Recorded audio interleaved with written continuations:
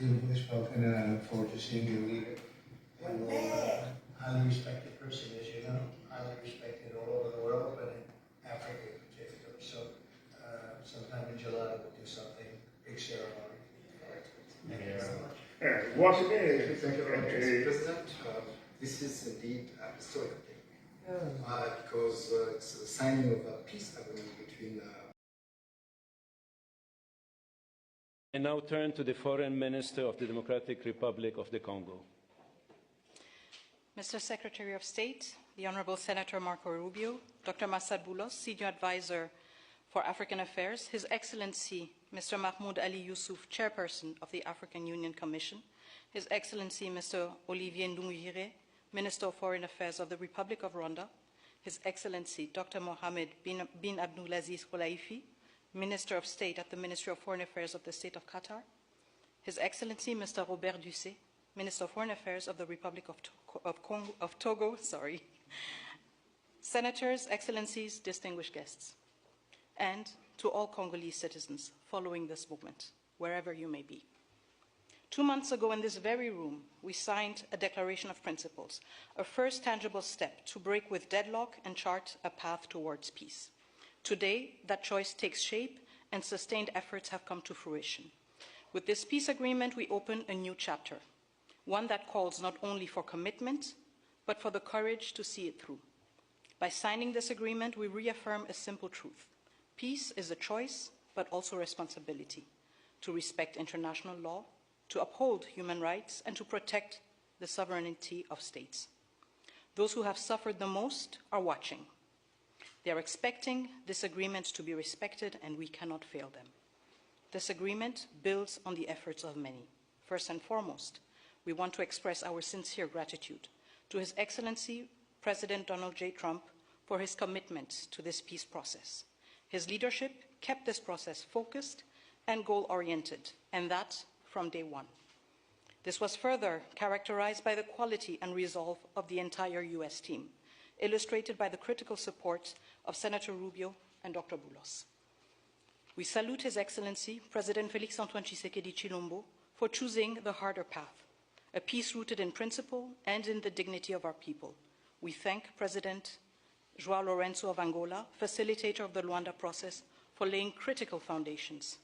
We are also grateful to the State of Qatar and to His Highness the Emir, whose leadership was instrumental in convening the first direct meeting between our two heads of states in March, a courageous step that laid the groundwork for dialogue.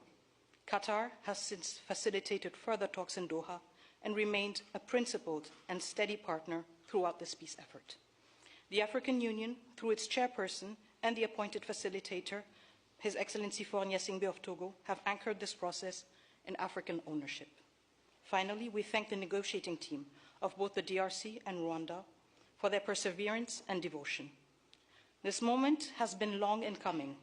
It will not erase the pain, but it can begin to restore what conflict has robbed many women, men, and children of: safety, dignity, and a sense of future. For the Great Lakes region, it offers a rare chance to turn the page, not just with words, but with real change on the ground. Some wounds will heal, but they will never fully disappear. They may grow over, but the skin will forever remain thin and frail, and deep down, the flesh will still remember. At times, we will feel numb, and at others, we will feel a sudden pang that will remind us of what was lost forever. The scars we carry on our bodies and in our souls will remind us of what must never be forgotten, repeated, or accepted. A few days ago in Kinshasa, a coalition of women's organizations shared a clear message with me. Nous ne voulons pas d'une paix d'élite. Nous voulons une paix réelle, vécue, partagée et construite avec nous.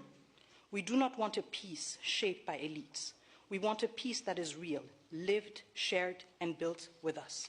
To our fellow citizens in the East, this agreement was signed with you in mind. It provides for the disengagement of armed forces, the protection of civilians, the return of displaced persons and of refugees under government authority, and establishes a follow-up mechanism to ensure compliance. These are not just words on paper. They must now be translated into action with justice, accountability, and political will. This peace agreement is the starting point, not the end goal.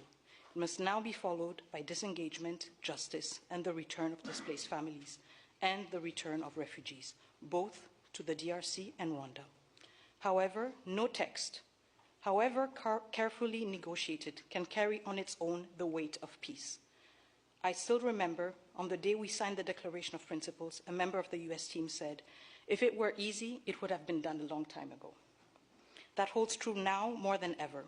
What we have signed is only as strong as our will to implement it.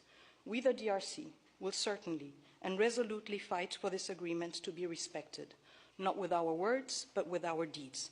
Today, we have chosen peace.